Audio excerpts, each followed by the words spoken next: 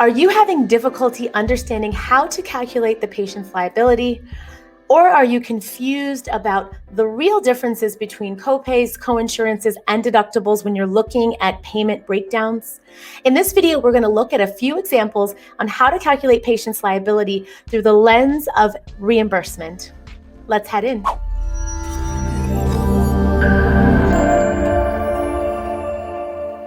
Hi, my name is Jasmine. I have more than 2 decades of healthcare experience on the business side of healthcare. And with this space, I look to alleviate the stress and confusion on the business side of healthcare. Let's look at this examples of patients, copays, coinsurances, and deductibles. Okay, guys, so in this first example, we are looking at deductibles. So patients who have deductibles. And our patients, we've got 2 different patients here with 2 different services. They have 2 different types of deductibles. One has a $1,000 deductible, and our patient 2 has a $500 deductible. So when we're looking at our patient, our blue patient here, there's a CPT code that was billed, and the billed amount for that procedure assigned by the provider when they submitted the claim was $500. $500 was not paid by the insurance company because the allowed amount, according to the fee schedule, and the fact that this particular patient's service was in fact covered by their policy, that amount is $250. So in this instance, we're going to say the patient's covered at 100%, and they are going to reimburse 100% of the services if the patient does not have a deductible. In this instance, the patient has a $1,000 deductible. So because patient has a $1,000 deductible, the insurance company, rather than paying $250, they apply that $250 to the patient, and the patient is responsible for paying that $250 directly to the provider or organization that billed the service, okay? Which means that when we get the explanation of benefits from the insurance company, when the provider and the patient receive it, it's going to reflect $0 having been paid to the provider for this particular service. So insurance company for patient blue is not going to be paying the provider or organization. Instead, the patient is paying the provider or organization for the service, okay? So let's scroll down and look at our green patient down here. So our green patient down here, instead of having a $1,000 deductible, they have a $500 deductible. And so that $500 deductible here is being applied to a procedure code that was billed in the amount of $3,000. So for that amount that was billed, $2,000 was allowed by the insurance company. And so because the patient's deductible is only $500, the patient pays that deductible directly to the provider or organization, that $500, just in our first example. However, because the allowed amount is $2,000, the $1,500 remaining is now paid directly to the provider by the insurance company. Because the provider is contracted with this insurance company, the payer will send the payment directly to the provider or organization that billed the service. And the patient is now needing to pay that $500 if they have not covered it already. They need to write $500. I was going to say write a check. They need to send a payment of $500 directly to that provider or organization. So in this instance, the insurance company did send a payment, but the patient is also liable for a portion of the allowed amount, that $500 that goes into the $2,000 allowed. All right, so that's our deductible example. Let's move on to some coinsurances and copay examples.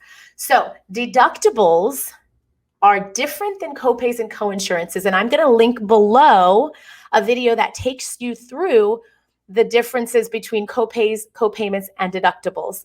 And if you have anything to add to this discussion about copays, coinsurances, and deductibles, or ways that you like to explain it to other people, to break it down and simplify it, please comment below. I'd love to hear. I'm always wanting to hear really fun ways that people are helping themselves understand and interpret these very complex topics that we have in healthcare in the US. Okay, back to our example.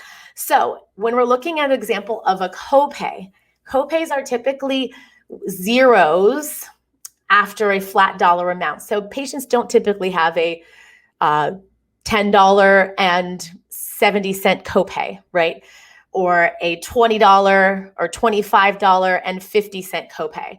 It's typically a round number. So in our example today, our round number is $25. So there's no coins involved for most copay. I've not seen any ever. So we'll just say there's no coins involved for copays. So it's typically a $30, $45, $25, $10, so on. Okay. So in our example, our patient has a $25 copay. Okay.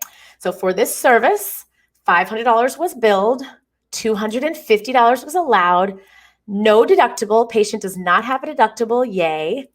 And the patient has a $25 copay. So that means that the insurance company is going to require the patient to cover $25 of this $250 allowed amount. So our provider can be paid the $225, okay? So this check from the insurance company will be paid, or this payment will be sent to the provider or organization for $225. The $25 copay is something that the patient is responsible for at time of service. In most cases, it's collected as soon as the patient checks in for services to be rendered. So that $25 copay needs to be paid from the patient directly to the provider or organization. Okay? So copay, black and white, a little bit clearer because it's just a flat number that just gets deducted from our allowed amount. Okay? Coinsurance is a little different. So in our example today, our patient has a 25% coinsurance, which means that the insurance company would typically pay 100%. And instead they're chipping away and saying, instead of us paying 100%, you patient are responsible for 25% of that responsibility. So the insurance company will only pay 75%. Okay. So patient is paying 25%. Not $25, 25%. So our examples here, I intentionally made them the same so that you can hopefully see the differences. So our patient has this procedure code that was billed for $500, $250 is allowed, and 25% of $250 is $62.50. Okay, so $62.50, and again, I went back to my coins. Remember I said when a patient has a coinsurance, there's usually coins involved. Copays are usually flat amounts, okay? So in this case, I've got 50 cents, so I pretty much know I'm looking at a coinsurance. So without me even seeing that the patient has a coinsurance, just by looking at an EOB or in my accounting software, I can usually tell that there was a coinsurance versus a copayment amount. Okay, so my patient has 25% of $250 needs to be covered by the patient. Okay, so notice the difference between the amount patient is responsible for with a copay, $25 copay versus a 25%. Same exact allowed amount and service that was billed, but the liability is completely different. So it's really important you understand there is a major difference between copay and coinsurance, even though they sound the same at the start of the word. Okay, so when I see that patient has 25%, you collect that $62.50, and then the insurance company or payer will reimburse their provider that $187.50, which is $250 minus $62.50. That is the amount being paid to the provider. Okay, I know these topics are very complex, so we'll be doing many more examples, but I hope those examples helped you. If you still have questions, I want to know. So please comment below and let us know about what things are confusing you, what topics are you having trouble with, and where are you losing me or where you're losing your interpretation of these things when you're dealing with patients. All right, thank you all so much, and we'll see you in the next video.